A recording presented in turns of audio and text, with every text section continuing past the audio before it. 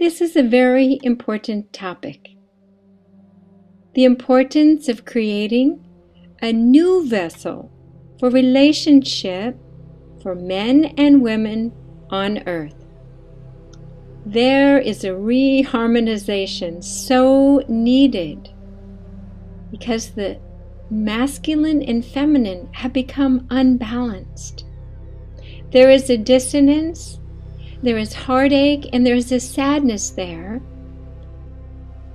And at this time in history for Earth, there needs to be an opening, a bursting forth of a new energy and a new story for love, so that we can develop real relationships based on divine principles of creation. Divine love that is pure, that is living, that is moving, that is connected to the all that is. So what does this new vessel look like?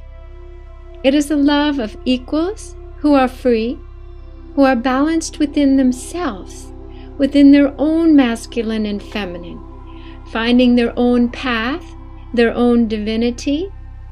Together we are creating a new story, because the old logical, linear way of defining kept out the most important part, what was true in a man's heart. In the 1950s, men did certain things. In ancient times, men and women have always had these beliefs, and we are all bringing that forward now, and we are healing it within our hearts as the planet is being transformed. How we interrelate and come together in love and intimacy and dating, that passion and joy is so important that we rewrite that story so that we can move together in delicious, joyful, co-created fun. So I'd like to take a look at the process. First, the man meets the woman and thinks happily ever after, but no, we need tools, we need skills, there are stages, and it is time for us to become aware of these stages so that we can work with the developmental stages. Just as we grew into adults, relationships have stages that must be nurtured. First, the adolescent stage, self-absorption. Oh, you make me feel good, I'm excited, my brain is squirting out all these chemicals, my hands are all over you, I'm so happy. I hope I can trust you.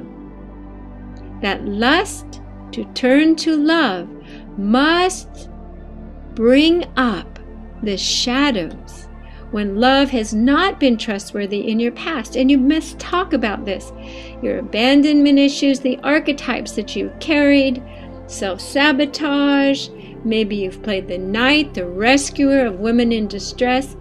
All of these negative stereotypes are brought up now as your heart wants to open those delicate petals.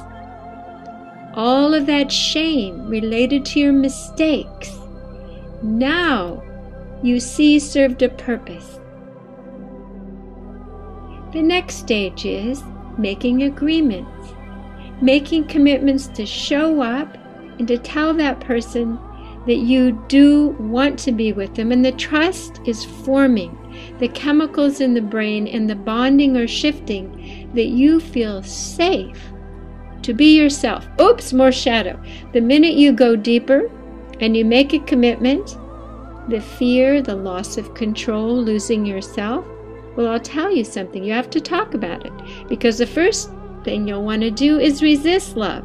And then to be in love means to surrender, to allow love and to choose love and to let go. This takes courage to surrender.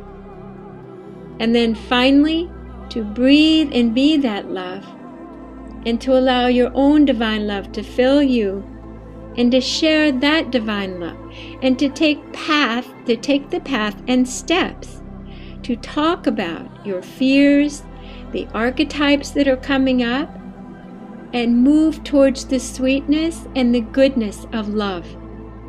Together, in communication, with your positive and your negative archetypes, you can shed light on the truth of each other.